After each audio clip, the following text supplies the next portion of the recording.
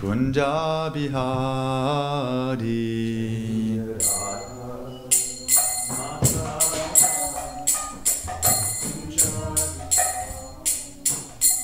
Jaya Radha Madhava Kunja Bihari.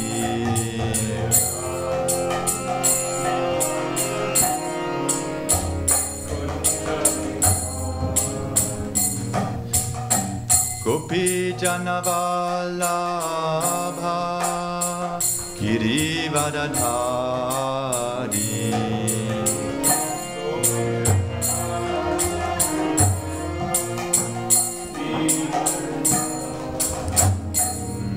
Jaya Gopi Janavalabha Girivadadhari.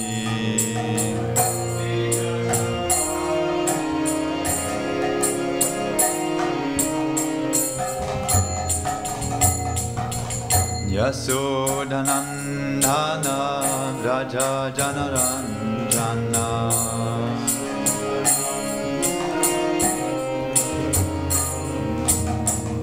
Yasodhanandana Raja Janaranjana.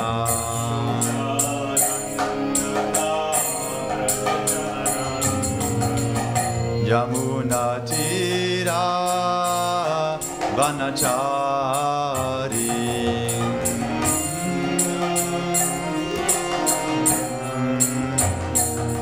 Yamuna Tira Vanachari.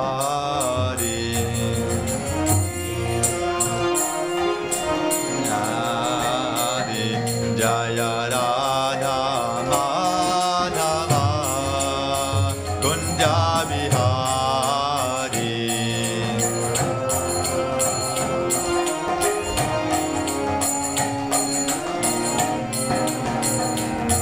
Jaya Gopi Janavalabha Girivadadhari.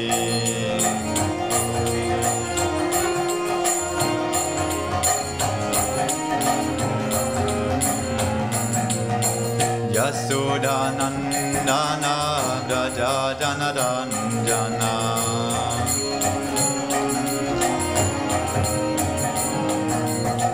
Yamuna Tira Vanachari.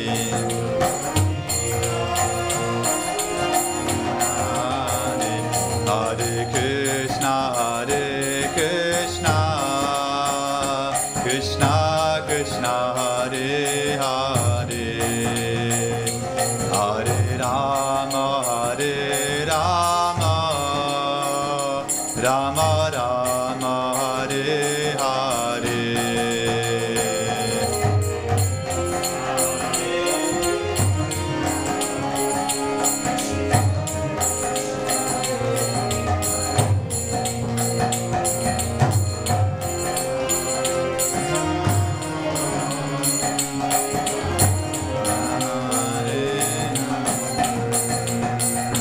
Hare Krishna, Hare Krishna, Krishna Krishna Hare Hare, Hare Rama, Hare Rama, Rama Rama, Hare Hare.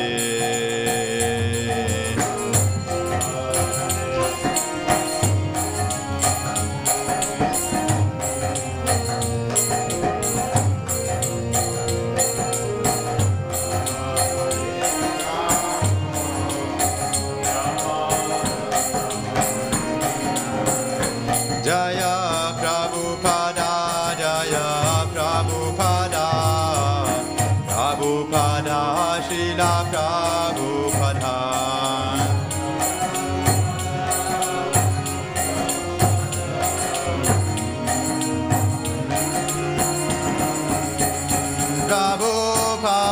Prabhupada, Prabhupada, Prabhupada, Jai Jai Prabhupada.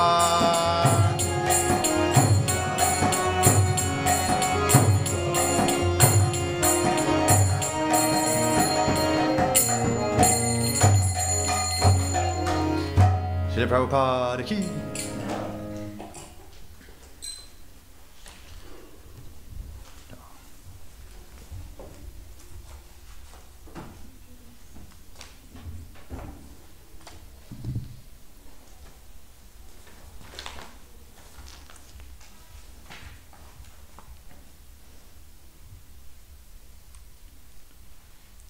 Erst Mangalcharan oder erst Om Namo Bhagavate Vaishnavi?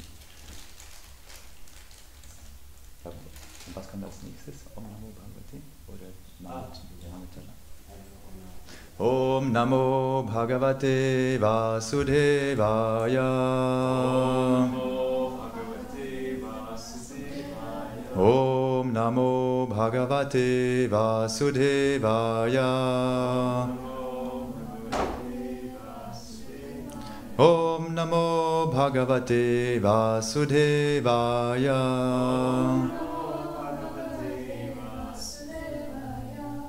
Om Magyana. Let's go. So we are reading from Srimad Bhagavatam, 4th canto, chapter 26, verse 15. The chapter is entitled, O King Puranjana goes to the forest to hunt. Na Dadhair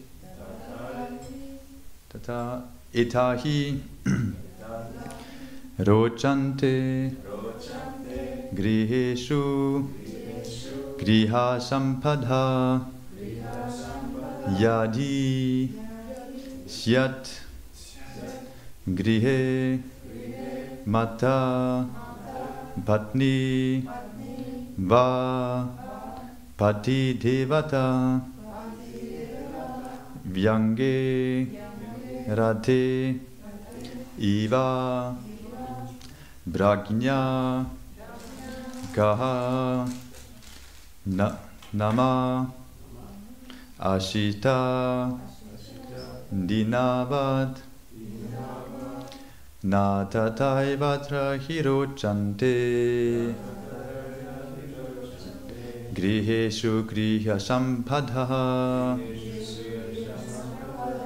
Yadina Syat Grihe Mata Pativa Patidevata Vyangerata Iva Prajna Konama Shita Dinavad Natatai Tariro Chante Griheshu Griha Sampadha Yadina Syat Grihe Mata Patni Va Patidevata Vyangerata Iva Prajna Na Konama Shita Dinava. Prabhus. Nata Tata Hiro Chante Griheshu Griha Sampada Yadina Syat Grihe Mata Patni Va Patidevata Yangerata Iva Prajna Konanama Sita Dinaya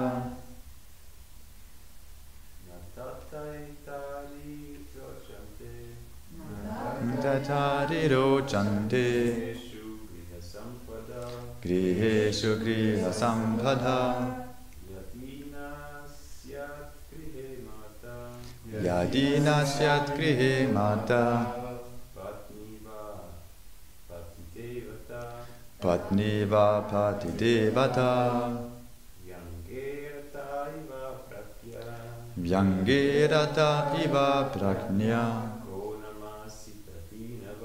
Konama Shita Dinava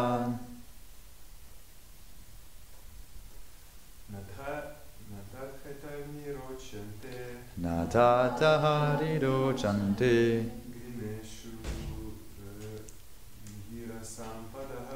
Griheshu griha sampadaha Yadi nasyat grihe mata Patni va pati devata Yangerata iva prajna Konama sitadinavat. Mataji's. Nata tata hiro chante Griheshu griha sampadaha Yadi nasyat grihe mata Patni va pati devata Yangerata iva prajna Ko namasita dinamat Natata hariro chante Griheshu griha sampada Yadi nasyat grihe mata Patni va pati devata Rangerata iva prajna Konamashita dinava. A translation by His Divine Grace Srila Prabhupada. So King Puranjana said, I do not understand why my household paraphernalia does not attract me as before. I think that if there is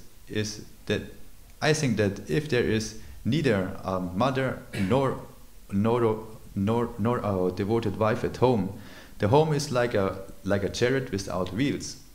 Where is the fool who will sit down on such an unworkable chariot? Purport. And the great politician Chanakya Pandit says, Mata yasya grihe nashti bharya cha priya vadini aranyam tena gantavyam yatarayam tata griham. If a person has neither a mother nor a pleasing wife at home, he should leave home and go to the forest, because for him there is no difference between the forest and home. The real mata or mother is a devotional service to the Lord, and the real patni or a devoted wife is a wife who helps her husband execute religious principles in devotional service. These two things are what required for a happy home. Actually, a woman is supposed to be the energy of the man. For historically, in the background of every great man, there is either a mother or a wife. One's household life is so very successful if he has both a good wife and a mother. In such a case, everything about household affairs and all the paraphernalia in the house becomes very pleasing. Lord Chaitanya Mahaprabhu had both a good mother and a pleasing wife, and he was very happy at home. Well, nonetheless, for the benefit of the whole human race, he took sannyas and left both his mother and wife. In other words, it is essential that one have both a good mother and a wife in order to become perfectly happy at home. Otherwise, home life has no meaning. Unless one is religiously guided by intelligence and renders devotional service unto the Supreme Personality of Godhead, his home can never become very pleasing to a saintly person. In other words, if a man has a good mother or a good wife, there is no need of taking sannyas, that is, unless it is absolutely necessary, as it was for Lord Chaitanya Mahaprabhu. Again the verse. So King Puranjana said, I do not understand why my household paraphernalia does not attract me as before. I think that if there is neither a mother nor a devoted wife at home, The home is like a chariot without wheels. Where is the fool who will sit down on such an unworkable chariot? Om Magyana Timirandasya Gyananjana Shalakaya Chakshuram Militam Yena Tasmai Shri Gurave Namaha Sri Chaitanya Manobhistam Stapitam Yena Bhutale Svayam Rupa Kadam Mayam Dadati Svapatantikam Vandeham Shri Guru Shri Yuta Padakamalam Shri Gurum Vaishnavamscha Shri Rupam Sagrajatam Sahagana Raghunatam Vitam Tam Sajivam Satvaitam Savadutam Parijana Sahitam Krishna Chaitanya Devam Shri Radha Krishna Padan Sahagana Lalita Shri Vishakam Vitamscha He Krishna Karuna Sindhu Dina Bandhu Jagatpate Gopesha Gopika Kanta Radha Kanta Namostute Namo Kanchana Gaurangi Radhe Vrindavaneshwari Vishabhanu Sudhe Devi Pranamami Haripriye Kalpatarubhyasya Kripa Sindhura Evacha Patitanam Bhavanebhyo Vaishnavebhyo Namo Namaha Jaya Shri Krishna Chaitanya Prabhu Nityananda Shri Advaita Gadadhar Srivasadi Gaura Bhakta Vrinda Hare Krishna Krishna Krishna Hare Hare Hare Rama Rama Rama Hare Hare. Thank you all for attending the Srimad Bhagavatam lecture. In this verse there are many topics addressed, and one is, I found out that it is said either you are an agrihasta, or otherwise the home is not pleasant, so you should stick to an ashram. Either you are grihasta or you go to the forest, which means you actually would renounce, and or nowadays means you can go to the temple and engage or yourself in the temple. It is so here I think the point is very centered, that you should either that you should take shelter under the Varna and ashram system, because they give you the opportunities, the right environment to perform devotional service according to your needs, according to your nature, and in that way we will not automatically, but we have the good Voraussetzungen, the good prerequisites to perform devotional service, and in that way we can make very quickly progress. And I think the other big topic here is the role of a mother and a wife in one's life. So I will speak on that topic too. It is said that a real mother is a devotional service to the Lord. And what does that mean? It means that the mother shows you how to devote yourself. In one aspect, she shows you how she would devote herself to her children, or to raise them up, and then also she is giving an example how to perform devotional service by engaging herself and also all the kids in devotional service. And from my example, I can also speak that my mother, she was all the time busy in the devotional service, and whenever it was possible, she took us. So from the very beginning, she introduced us to devotional service, and that's actually such a nice nice situation if the mother is capable of doing it, because naturally the female body, they have more devotion. We men tend to be more practical, get things done, but sometimes we miss out the devotional part. And the mother is like it's also said the mother is what refers to guru, and so the mother teaches her children how to engage in devotional service. And then also it says the real patni or a devoted wife is a wife who helps her husband execute religious principles in devotional service. So again, we see here the center is again a devotional service, and now the additionally to the mother comes now the wife, and then the husband. He needs to give the focus on what's the goal of life, and the goal of life is devotional service.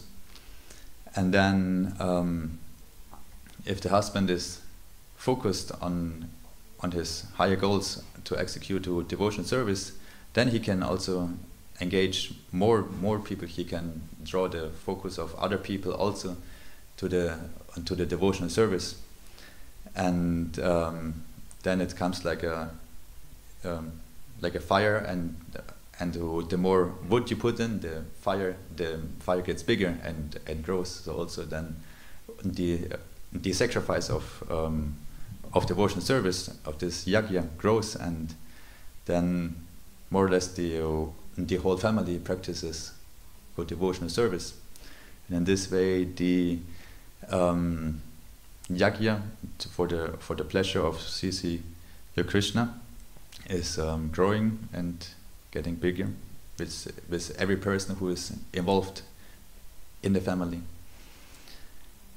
And I also wanna here's also the sentence in every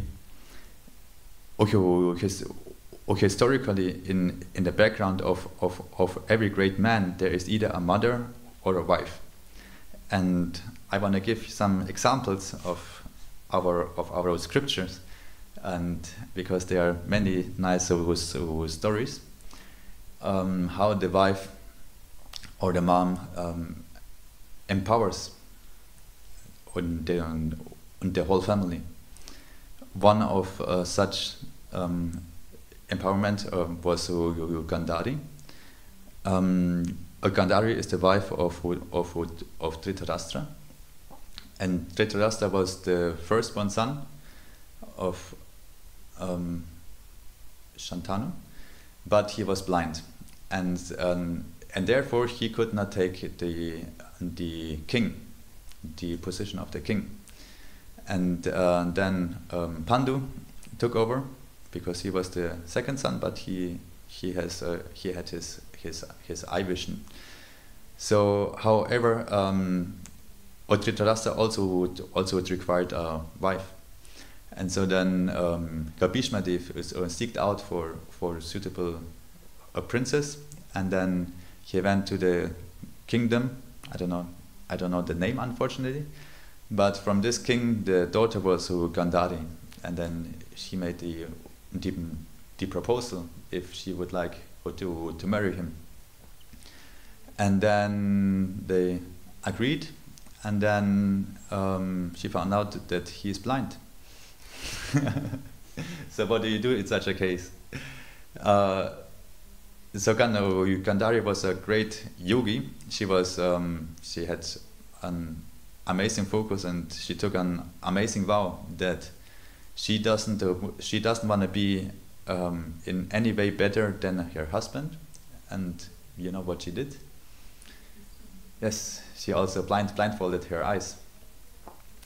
And I mean, if you think about, would you say from now on I will blindfold myself and that way empower my husband, that he doesn't feel bad I cannot see, I just need to tap somewhere. My wife can tell you, go left, go right. So there's actually such an big austerity which she took on her. It's a very amazing chastity vow which she took. And we can also see which power she actually had. Because once Duryodhana, he was anxious that Bhima might kill him. And so he wanted to protect himself as in the best means which he can do. And then Gandhari advised him that she has gained so much yogic powers by her vows. So she said that if she opens her eyes for the first time and glances upon his body, then his whole body will be it cannot be smashed anymore. So in this way he would be more or less immortal in the fight against Bhima. And then but then Krishna, he knows everything. So he went into the camp of Duryodhana, and he just met Duryodhana how he was on the way to his mother. And since Gandhari would need to see him, to see all the parts of his body, so he was just going in the Gamsha and prepared to show his whole body. And then Krishna said, "Oh, go to Duryodhana. What are you planning to do? you should not stand in such a way in front of your mother. You should have at least some coping or something on. I don't know how much." And then Duryodhana said, "Oh yeah, true, makes sense." And then he went in front of his mother Gandhari, and then when she took off her blindfold cloth, then she was glancing at his body, and then like all of the Shakti which she accumulated, she put in to empower his first son. And all of the bodies which she saw at that moment, they could not have been destroyed. They were extremely powerful. But the part which he put over a cloth, they were not protected. And then that's also the way how actually Bhima killed him, by attacking his thighs, and because those were the parts where he was vulnerable. And yeah, so we see that how the chastity of a mother can empower his son actually to be to gain great powers. Then there's also an example. I don't know if you know the story of Tulasi Devi. Tulasi Devi has many ghost stories, and one of them is that once in the spiritual world there was a transcendence, and then somehow she behaved in a way which was not pleasing to Srimati Radharani, and then she cursed her that she will take birth in the material world. And more or less on the same time, Usudama, he was also glancing at Tulasi and thought, it would be nice to associate with her. So then Krishna noticed it too, and then he also cursed Sudama to take, no, Radharani cursed Sudama to take birth in the material world. So then, and then both of them were like very sad and said, "Oh, now we need to go down to the material world. But then Krishna said, oh no, it's no problem. It will be just the time span which you are absent from the spiritual from the spiritual world is only half a moment, and within that half a moment, then the whole story took place, which I will tell now.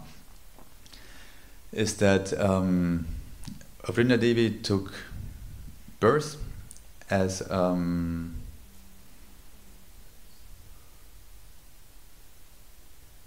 took birth in the material world. The name of her father I unfortunately don't know anymore, but then she was called to Vrinda, and she remembered her last life. So then she, when she was born, she very soon took austerities for 100 celestial years in Badrinath ashram, and performed austerities, and then finally Brahma appeared in front of her, and then she asked for a boon, and then she said that she wanna have Krishna as her husband again. And then she said, and then Brahma gave him the boon that she will take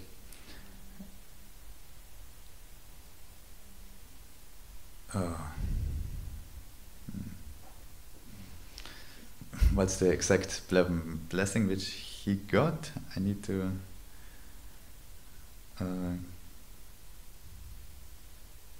check it out again.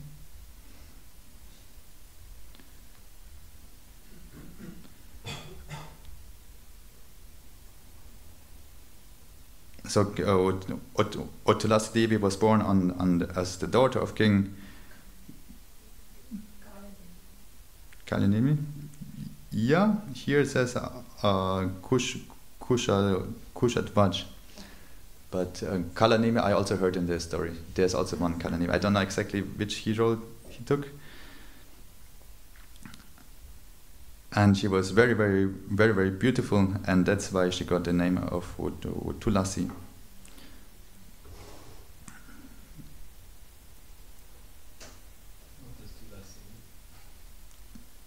Here it says, and her breast was firm and her waist thin, and the light shining from her body sounded like her halo. Her complexion was white, like a champaka flower, and her hair looked beautiful. Because her beauty was incomparable, the sages called her Tulasi. That's what it says here. And she was born as Jatishmara. She could remember her birth. Therefore, she was aware that she was a gopi coming from Goloka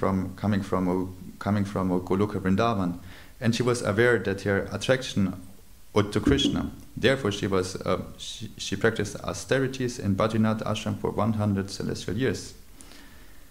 Even though she was expecting Krishna to appear, Lord Brahma appeared and asked a boon from him.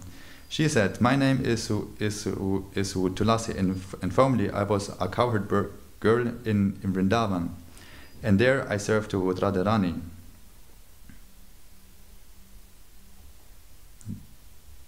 There, I served to Radharani. I'm a partial expansion of Srimati Radharani, and was her favorable a companion.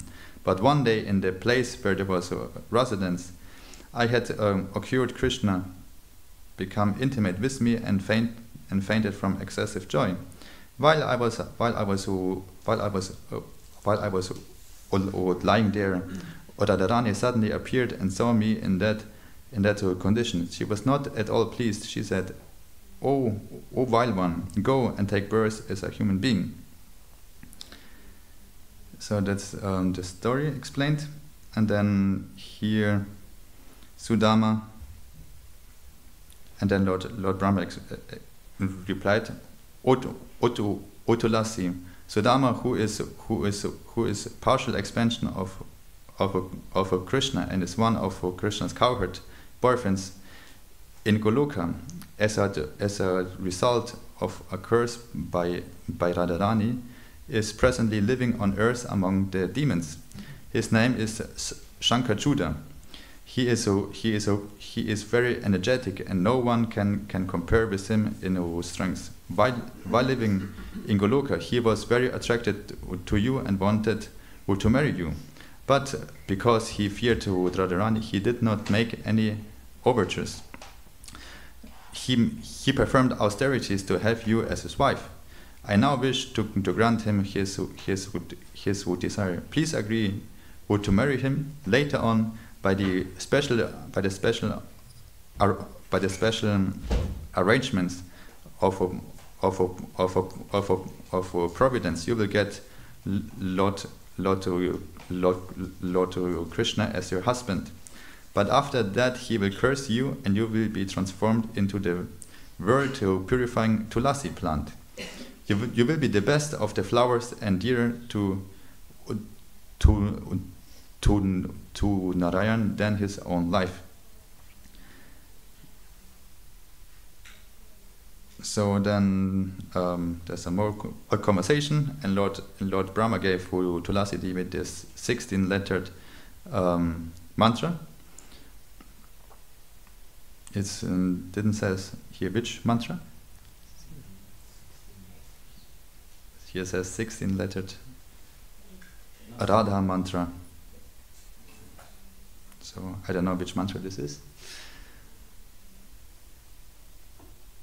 And then he disappeared, and then Sudama was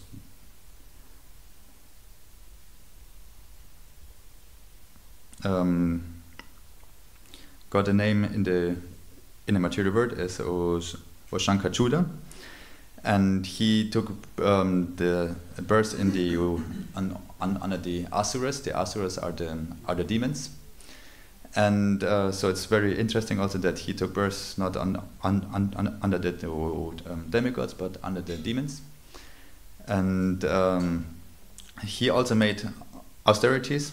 And then finally Brahma appeared, and Shankachuda asked Brahma to make him invincible to the demigods, and that he enables him to marry Tulasi.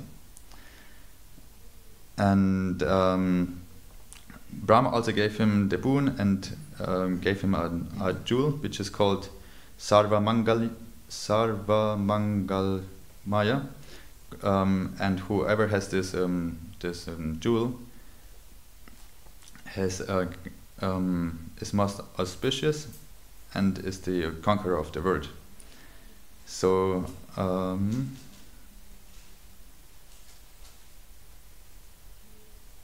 so then finally both of them met. They married, and Shankachuda conquered the whole three worlds. And also the demigods, and then everybody was in great trouble, and then they asked Vishnu for help, and then it's always like this: if the demigods are in trouble, then they ask Vishnu for help, because they are called demigods. They are devoted towards Krishna and take shelter under him. So then Vishnu appeared and said, okay, let's fight against Shankachuda. And Shri Jagannath Baladev Subhadra Maharaj ki.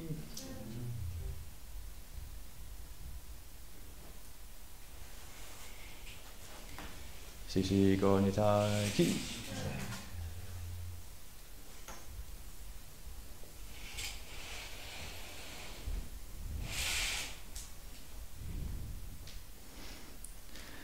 So Tulsi Devi, she was so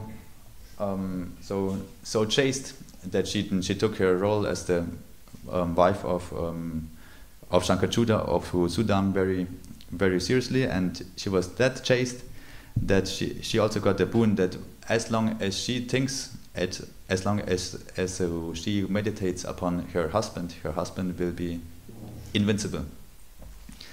And that's how she empowered Shankachuda to conquer all the three worlds. And even Shiva could not battle him. And then so they had to make a trick. And Krishna disguised himself as Shankachuda and went towards Tulasi Devi. And then she said, "Oh, my husband is back." And then they were interacting, they were talking, and so on. And then finally, Tulsi Devi would realize, "Oh, you're not my husband. You look like my husband, but you must be Vishnu." And then she got very, very upset and cursed him because his heart is like a stone heart, that he does not appreciate the love which he feels towards her husband, Shankachuda, that Vishnu should take the form of a stone.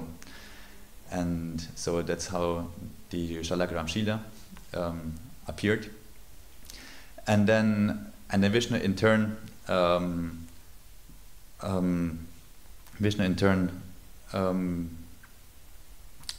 cursed Tulsi Devi that she will get the form of a plant of Tulsi Devi.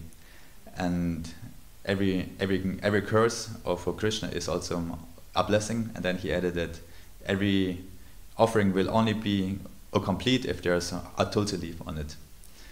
And that's how actually the wedding between the Shalakaram Shila and Tulasi Maharani took place.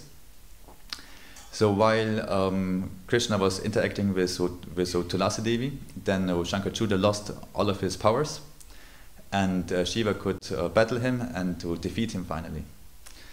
And then and then the battle was over. Everyone was happy, and also Shankachuda and Tulsi Devi went back home. And it was only the time passed in the spiritual world was only half a moment. So we can see again the different time scales in our universe. The more we suffer, the slower the time goes. So the more we go down in the planetary system, the more we suffer, and the longer time stretches. It's like so we feel every pain. But the more joy we have, the faster the time runs. So in the spiritual world,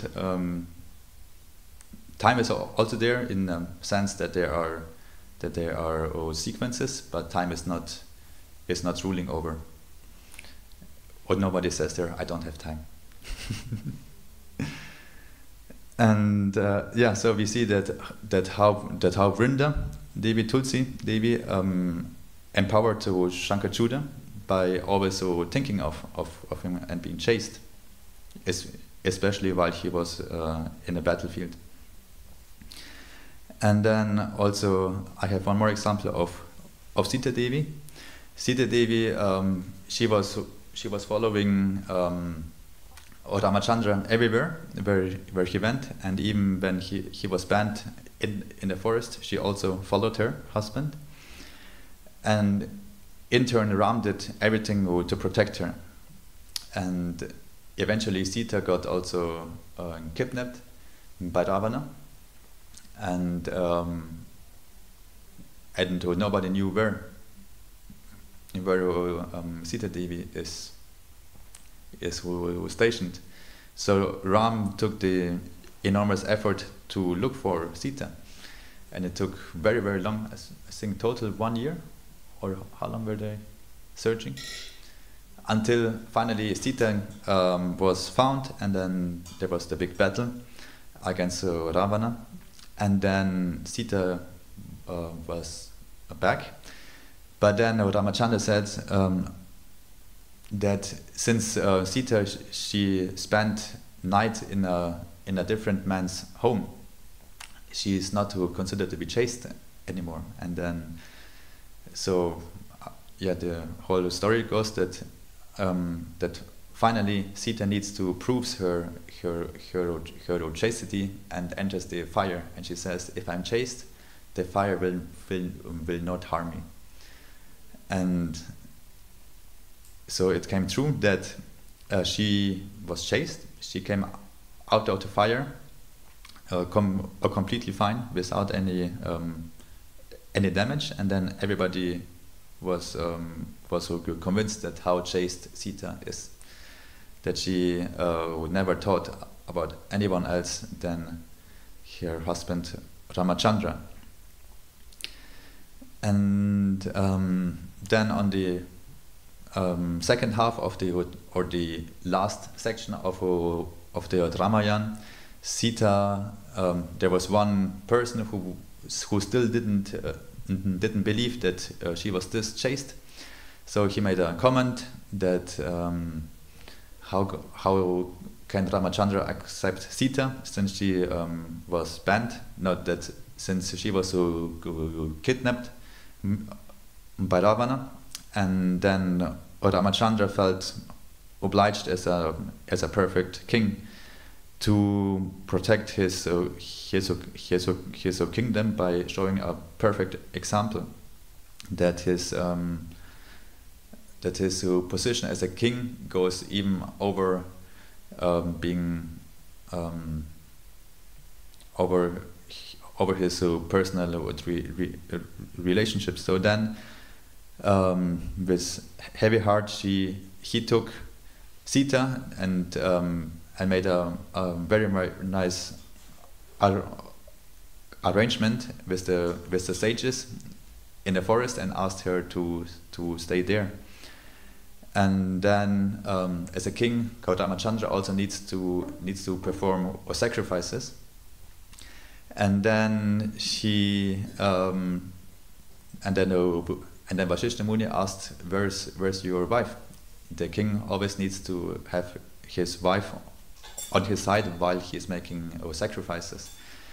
And then he said, "Yeah, because the wife is the better half of the man."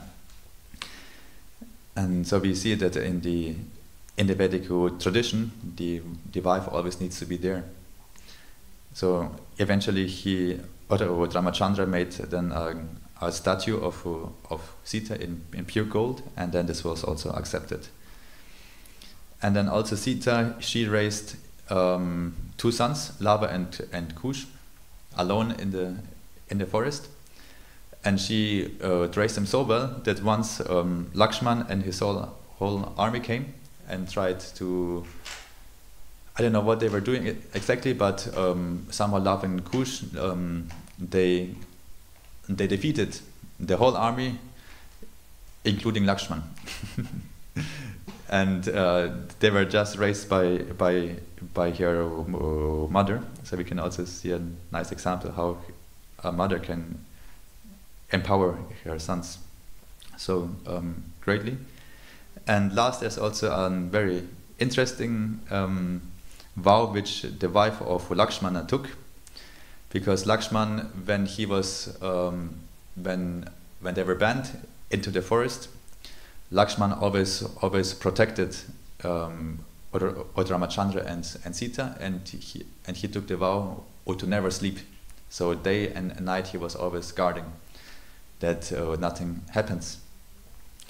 And then since he wasn't sleeping, then his wife thought, "Oh, my husband is not sleeping." So then she slept for him. So Lakshman's wife slept the double amount. And that's a very interesting vow. Also like not like Gandhari. Yeah. So these were some examples of how in the scriptures wives and mothers take or special vows in order to empower their husbands or their sons. And do you have any questions, any comments? Yeah, sure. Microphone.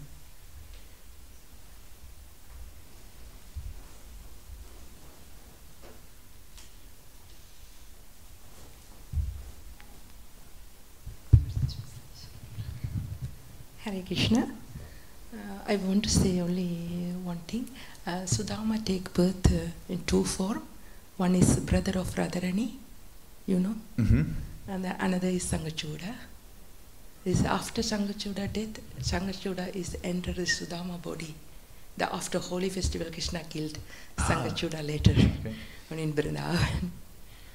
And this jewel they gifted for Radharani. They seek this jewel. Which jewel Sangachuda haven't forget. You know, the Sangachuda have one special jewel. Radharani get this jewel. Also, Shankachuda took the jewel from the material world into the spiritual world, yes, and then gave it to yes. Srimati Radharani. After killing Krishna, Sangachuda entered to Sudama body. Then everyone thinking why is not enter Krishna body, because he is the expansion of Sudama, one of the expansion. Okay. He's already took both, not only Asura side. Yeah. And there's so many examples in Vedic cultures. The woman, you know, the mother and wife. You can see wife of Ravana is Mandodari. This is a very powerful lady. Is Ram after Ravana Ram killing Ravana? Ravana respect so much Mandodari. In Ramayana, if you read Ramayana, how much Ram respect Mandodari. She is wife of Ravana. And Tara in Ramayana, she is also one of Vali wife. You know, Vali the monkey. Yeah. Sugriva and Vali. She is very zesty lady. And one more in Ramayana, Ahalya, also like that. She is wife of Gautama Muni. She is also like, his son is guru of Chita Mata in Janakpuri. And Kandari is take birth is Kandara Desh. This place is Kandara Desh, and Kandari now is Afghanistan. This place is now Afghanistan. Yeah. And it's many examples. Savitri and Draupadi, Kundi. Oh, Draupadi, true. Draupadi is very good example, because after everything happened in the assembly, everyone know when Draupadi tells something, whole Hastinapura is burning. They know. That's why Kandari is entering the assembly. They are asking you, begging Draupadi. They give everything back to Pandavas. There's so many examples, thousands of examples in the scriptures about women. But women don't know their power. They should follow their husband, and they should be really educate still childhood, very strictly. Then they become really very powerful. Then sadhus, you know, I can remember one story. When I was 3 years old, I heard one story from scriptures. My mother told me a story. One sadhu, he meditating in the forest since many years. He got so much power after that. And he wanted to test his power, and he saw one bird in the tree, and this bird is burnt. And he thinks, oh, I am so powerful. Now I go to the city, I want to show the people I am so powerful. He's become so proud. And he entered to one village, and he go to beg some food. And he asks, he called from outside, Picchandegi, Picchandegi. No one is coming out. He becomes slowly angry, because this lady is very, very dedicated for her husband, and she is serving food to her husband. She don't do anything than husband. First is her duty is serving food husband. And he is begging from outside. Poor relatives don't hear. She don't come out. He's just serving, and he become angry. And from inside, come one voice outside. She tell, you are thinking I am that bird? She know what he did in forest. She's so powerful. Then he understand, oh, this lady is so powerful than me. Then he become humble. There's so many stories you can see in Shastras. how women become powerful because of their character. When they lose their character, no more power. Yeah. They don't need to tapasya, they don't need to do anything, just follow their husband. That's all. Very sincerely, they got power. Hare Krishna. Hare Krishna. Thank you much for your nice summary. It's more authentic if it comes from a Vaishnavi, I guess. Yes. Еще хочу спросить у вас, там вроде бы что-то в Туласе с языком случилось.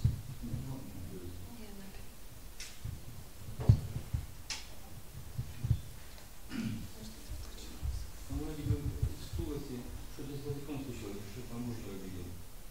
И еще в Туласе, правильно? Что-то еще обидел. Что-то с языком вроде бы. Но я хочу уточнять, я это правильно вспоминаю или нет, что он язык от этого? He want to ask question about story about Tulsi Devi and Shankachuda. He can't remember correctly if some details of this story, and he asked if Shankachuda cut tongue of Tulsi. Cut the tongue? Yeah. Да, это было. И еще там, когда она изменила Всевышнему, голова прилетела этого самого Шанкачуда из поля боя. Начала объяснять, типа, что ты делаешь, это же не я уже это не есть. And when Tulsi thought that Vishnu was her husband, at this and they were together. In this moment, the head of her real husband Shankachuda came to her and started explaining that it's not your husband. Да, еще вроде бы она Вишну прокляла, не помню точно, когда она что-то сказала, я кажется, там не раньше после этого Вишну. Как будет проклятие? Вы пропустили шалограмм Шивы. Это проклятие? Камень, да. Ну, я думаю, что просто появился. Харе Кришна. So thank you for the he wanted to ask about these two details, if it was or not. About the tongue, I didn't read, so I don't know anything about it. Maybe.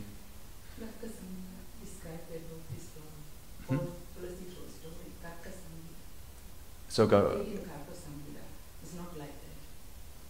It's like you told before. This is from Garga Samhita. Yeah. Yeah. So I took the information of the book, what the glories of Srimati Tulsi Devi. And Garga Samhita also described about this whole story. Эта лекция была подготовлена на основе этой книги. This with the tongue and. Там есть совершенно. Yeah, if you go on the internet, every page tells you a different story, and then I was very bewildered, and then Devashi gave me this nice book, so I trust this book more than internet.